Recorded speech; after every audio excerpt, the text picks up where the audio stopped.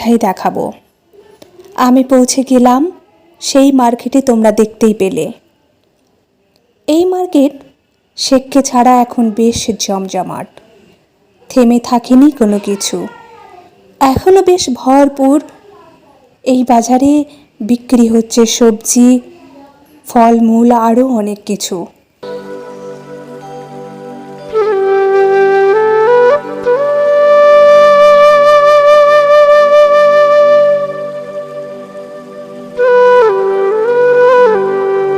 এই মার্কেট এখন অনেক বেশি জমজমাট হয়েছে, বেড়েছে বাইরে থেকে আসা মানুষের কোলাহল।